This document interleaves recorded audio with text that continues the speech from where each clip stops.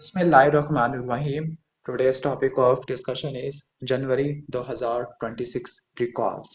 तो ये part 3 video है, तो पहले ये दोनों पार्ट्स देख लेना। तो स्टार्ट करते हैं। अगर फोरामिन ओवेल पेटेंट हो तो उसकी वजह से एट्रियल सेप्टल डिफेक्ट वगैरह हो सकता है।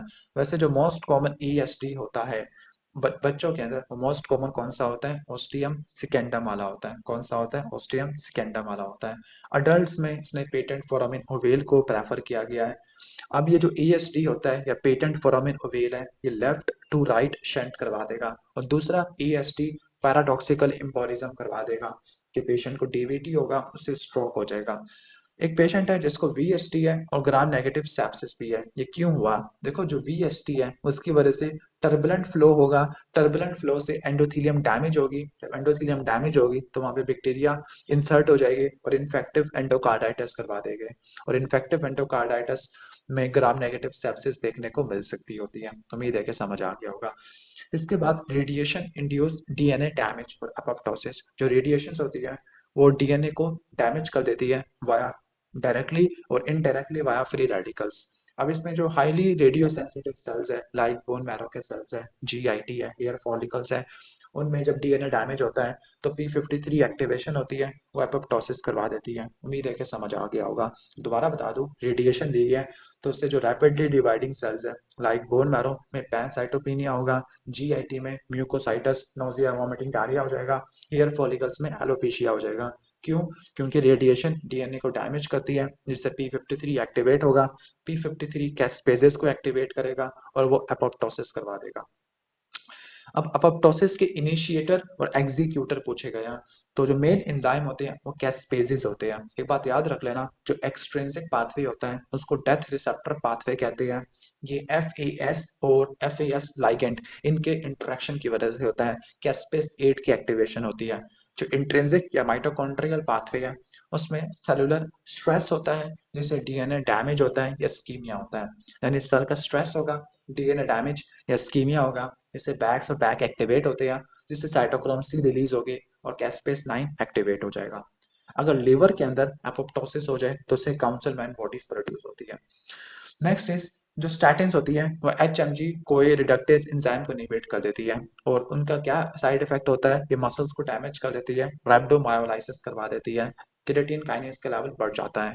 अब ये ज्यादा किससे होगा? अगर फाइब्रेट्स भी यूज कर रहे हैं या मैक्रोलाइड्स भी यूज कर रहे हैं या साइक्लोस्पोरिन भी यूज कर रहे हैं। जब स्टैटिन देते हैं ना तो LFTs को जरूर मॉनिटर करना है। Next is hypoxanthine guanine phosphoribosyl transferase deficiency. This is seen in case of Lesch Nyhan syndrome. अब लीश निहान सिंड्रोम में यूरिक एसिड का लेवल ज्यादा होता है, जो गाउट या नेफ्रोलिथियासिस करवा देता है। मोटर डिसेबिलिटी लाइक कोरियोएथिटोसिस होती है। और सेल्फ म्यूटिलेशन लाइक अपने लिप्स को या फिंगर को चबाना शुरू कर लेता है। अब ये एक्सीडेंट रिसेसिव है, मेल्स में ज्यादा देखने को मिलती होती है। एंजाइम HGPRT है, रट्टा मार लेना। और ड्रग कौन सी देंगे? एलोपेरिनोल। अब जो स्मोकिंग है, स्मोकिंग सुडोस्टेटिफाइड सिलिएटेड कलमनर एपिथेलियम को डैमेज कर देती है, जिसकी वजह से सिलिया काम नहीं करेगी, म्यूकोसिलरी क्लीयरेंस नहीं हो पाएगी और पेशेंट को क्रॉनिक ब्रोंकाइटिस हो जाएगा। क्रॉनिक ब्रोंकाइटिस कब डिफाइन करते हैं? जब पेशेंट को प्रोडक्टिव कफ 3 मंथ से ज्यादा की होती है फॉर 2 ईयर्स। अगर ना ठीक किया स्मोक तो ये मेटाप्लीजिया करवा देगा और मेटाप्लीजिया से स्क्वेमस सेल कैंसर हो जाएगा। Next is hyperaemia versus congestion. Hyperaemia active process है, कंजेशन पैसिव प्रोसेस है, खुद ब खुद हो जाता है। हाइपरीमिया में आर्ट्रियोल्स डायलेट करती है, कंजेशन में वीनस आउटफ्लो ब्लॉक हो जाता है। हाइपरीमिया में ब्लड फ्लो इंक्रीज हो जाता है, कंजेशन में वीनस ब्लड फ्लो कम हो जाता है। हाइपरीमिया में टिश्यू रेड होता है, एरिथीमा होता है, कंजेशन के अंदर टिश्यू ब्लू रेड हो जाता है, साइनोटिक हो जाता है। हाइपरीमिया के एग्जांपल है लाइक इन्फ्लेमेशन है या कोई फ्लड कर लिया तो ब्लशिंग हो जाती है, एक्सरसाइज। और कंजेशन में कंजेस्टिव हार्ट फेलियर लाइक में लंग्स या लिवर में कंजेशन होती है और डीवीटी में लेग्स की कंजेशन होती है। एक लिवर के अंदर कंजेशन होती है which is nutmeg liver, nutmeg छालिया को बोलते हैं। क्रॉनिक सेंट्रल वीनस कंजेशन होती है और नमूनिया वाले पेशेंट में लंग्स की रेड हेपेटाइजेशन होती है, वो हाइपरीमिया है, जबकि नटमैग लिवर कंजेशन में आता है। अगला है कि अगर किसी पेशेंट को, प्रेग्नेंट पेशेंट को APH है, एंटीपार्टम हैमरेज है, तो प्रीविया या वाजा प्रीविया, इसमें डिफरेंशिएट करना, दोनों में पेनलेस ब्लीडिंग होती है। बस रट्टा मार लेना कि प्लेसेंटा प्रीविया में जो सीटीजी है वो नॉर्मल होती है, फीटल डिस्ट्रेस नहीं होता। प्लेसेंटा प्रीविया में पेनलेस थर्ड ट्राइमेस्टर में ब्लीडिंग होती है। प्लेसेंटा लोअर सेगमेंट पे इम्प्लांट होता है। ट्रांसवैजाइनल अल्ट्रासाउंड से डायग्नोस करते हैं। Risk factors prior C section और मल्टी पैरिटी। जबकि वाजा प्रीविया में जो फीटल वैसल्स है वो मेम्ब्रेन के अंदर रन करती है ओवर द सर्विक्स, और इसमें पेनलेस ब्लीडिंग होती है। और जब ब्लीडिंग होगी और जब फीटल डिस्ट्रेस होगा, जब मेम्ब्रेन फ्रैक्चर करेगी, कलर डॉपलर कराते होते हैं और इसमें फीटल हैमरेज से डेथ भी हो सकती है। अब प्रीविया पेनलेस ब्लीडिंग होती है। वाजा प्रीविया का काज होता है velamentous insertion of umbilical cord या placenta succenturiate. Clear. Next is PCOS. इसको डायग्नोस करने के लिए रोटर डम्स क्राइटेरिया होता है। रोटर डम्स में तीन में से दो का होना जरूरी है। पहला है ओलिगोमेनोरिया या एन ओव्यूलेशन, एमेनोरिया वगैरह होना। दूसरा क्लिनिकल या बायोकेमिकल हाइपर एंड्रोजिनिज्म, जिसमें हिर्सुटिज्म, एक्ने, हाई टेस्टोस्टेरोन है। और अल्ट्रासाउंड में पॉलीसिस्टिक ओवरीज है। 12 से ज्यादा फॉलिकल्स 2 से 9 मिलीमीटर के होने चाहिए। अब इसका मैकेनिज्म ये होता है कि जो पेशेंट होती है, मोटी पेशेंट होती है, ओबीज होती है, इनमें इंसुलिन रेजिस्टेंस होती है, इंसुलिन ज्यादा होती है। इंसुलिन ज्यादा होती है तो वो ओवरी में जो थीका सेल्स होते हैं उनको स्टिमुलेट करती है कि वो एंड्रोजन प्रोड्यूस करे। और लीवर से सेक्स हार्मोन बाइंडिंग ग्लोबुलिन कम हो जाती है। फाइनली एंड्रोजन का लेवल बढ़ जाता है। इसके लिए मेटफॉर्मिन और सीओसीपी यूज करते हैं। इसके बाद है डिक्रीज ओस्टियोक्लास्ट एक्टिविटी। जो ईस्ट्रोजन होता है वो ओस्टियोक्लास्ट की एक्टिविटी को कम कर देता है। कैसे कि ईस्ट्रोजन ओस्टियोब्लास्ट से रैंकल के प्रोडक्शन को कम कर देता है, जिससे ओस्टियोक्लास्ट की एक्टिविटी कम हो जाती है। अगर ओस्टियोक्लास्ट की एक्टिविटी बढ़ाना हो, answer is PTH, vitamin D, RANKL, TNF alpha, inflammatory cytokine या post menopausal oestrogen loss. Pre menopausal oestrogen और कोलेस्ट्रॉल के जो होती है ना, फीमेल्स होती है जो मेंसेस से पहले इनको हार्ट अटैक, मेंसेस से कह रहा हूँ, मेनोपॉज से पहले इनको हार्ट अटैक नहीं आता, क्योंकि ईस्ट्रोजन होता है वो एचडीएल को बढ़ा देता है, एलडीएल को कम कर देता है, लाइपोप्रोटीन ए को कम कर देता है, कार्डियो प्रोटेक्टिव होता है। दैट इज वाई कि जो यंग फीमेल्स हैं उनको हार्ट अटैक नहीं आता, मेल्स बेचारे मर जाते हैं। सही हो गया। तो जो ईस्ट्रोजन है वो एलडीएल के लेवल को कम कर देती है via increase LDL expression. Bitemporal hemianopia है और एमिनोरिया ग्लैक्टोरिया है। दैट मीन्स कि पिट्यूटरी का ट्यूमर है, प्रोलैक्टिनोमा है, जिसने ऑप्टिक कियाज्मा को कंप्रेस कर दिया है। सही हो गया। क्लियर। तो जो प्रोलैक्टिनोमा है उसने जीएनआरएच को इनहिबिट कर दिया है, जिसकी वजह से एमिनोरिया हो गया है। और जो प्रोलैक्टिन है वो ग्लैक्टोरिया करवा देता है, साथ में ऑप्टिक कियाज्मा को कंप्रेस करेगा, तो बाई टेम्पोरल हेमिनोपिया हो जाएगा। अब इसके लिए जो फर्स्ट लाइन ड्रग्स होती है वो डोपामिन एगोनिस्ट है, लाइक ब्रोमोक्रिप्टिन और कैबरगोलिन है। सही हो गया, वो ट्यूमर को श्रिंक कर देती है। Next is hypothalamic pituitary thyroid axis. Hypothalamus से टीआरएच प्रोड्यूस होता है, थायरोट्रोपिन रिलीजिंग हार्मोन, जो पिट्यूटरी से थायरोट्रोपिन को रिलीज करवाएगा, which is TSH. TSH thyroid पे काम करेगा, टी3 टी4 के लेवल्स को बढ़ा देगा। सही हो गया, तो ये इंपॉर्टेंट है। क्लियर। अब hypothalamic hyperthyroidism is misleading.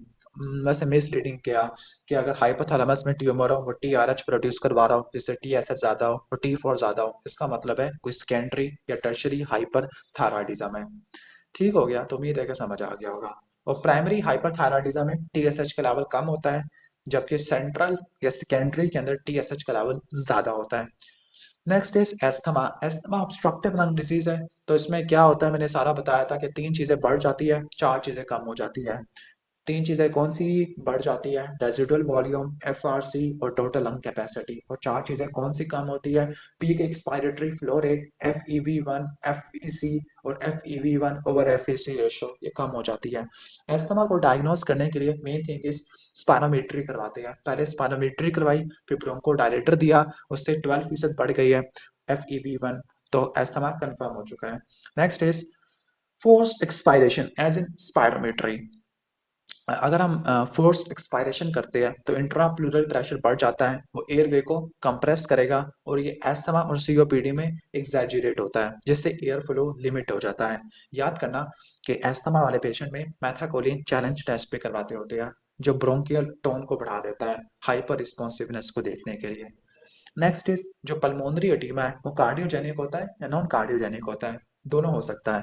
Cardiogenic pulmonary edema का मतलब है हार्ट फेल है या माइट्रल स्टेनोसिस है, जिसकी वजह से पल्मोनरी कैपिलरी वेज प्रेशर ज्यादा है, और कार्डियोजेनिक पल्मोनरी एडीमा है। चेस्ट एक्सरे के अंदर कर्ली बी लाइंस होगी, कार्डियोमेगाली होगी, perihilar bat wing appearance देखने को मिलेगा। नॉन कार्डियोजेनिक में हार्ट ठीक है लेकिन वेसल्स की परमिएबिलिटी बढ़ गई है, लाइक एआरडीएस है, सेप्सिस है, इनहेलेशन इंजरी है। इसके अंदर डिफ्यूज एल्वियुलर इन्फिल्ट्रेट होगा लेकिन कार्डियोमेगाली नहीं होगा, और पल्मोनरी कैपिलरी वेज प्रेशर 18 से कम होगा। अब जो कार्डियोजेनिक पल्मोनरी एडीमा है उसके लिए तो डायूरेटिक्स देते हैं, प्री लोड आफ्टर लोड को कम करते हैं। नॉन कार्डियोजेनिक के लिए आपने अंडरलाइन कॉज को ठीक करना है। आप high pressure low volume ventilation देते होते हैं। एस्बेस्टोसिस में क्या की फाइंडिंग होती है, most important is pleural plaques होते हैं, कैल्सिफाइड होते हैं, लॉन्ग डायफ्राम या चेस्ट वाल होते हैं, इंटरस्टिशियल फाइब्रोसिस होती है, लोअर लो में प्रीडोमिनेंट होती है, और मलिग्नेंसी के चांसेस ज्यादा होते हैं, लाइक लंग कैंसर है और मलिग्नेंट मीजोथेलियोमा है। सही हो गया। तो और हिस्टोलॉजी के अंदर आपको फेरोजिनस बॉडीज मिलती है, asbestos fibre coated with iron protein, beaded rod appearance होती है। नेक्स्ट इज टीबी हिस्टोलॉजी है, तो टीबी के अंदर केजिएटिंग ग्रैनुलोमा होता है, multinucleated giant cell which are called Langerhans giant cells होते हैं, जीएन स्टेनिंग यूज करते हैं, और PCR is gold standard for diagnosis. Next is hepatocyte with peripheral nucleus और क्लियर साइटोप्लाज्म। तो ये किसमें देखने को मिलता है, अगर हेपेटोसाइट्स में साइटोप्लाज्म क्लियर है इसका मतलब है फैटी टिश्यू ने रिप्लेस कर दिया है। ठीक हो गया। और फैटी टिश्यू, यह दो पॉसिबिलिटी हो सकती है, या तो ग्लाइकोजन है या फैट है। ग्लाइकोजन होता है ग्लाइकोजन स्टोरेज डिजीज में, और फैट्स होता है हेपेटिक स्टीटोसिस में, या non alcoholic fatty liver disease में।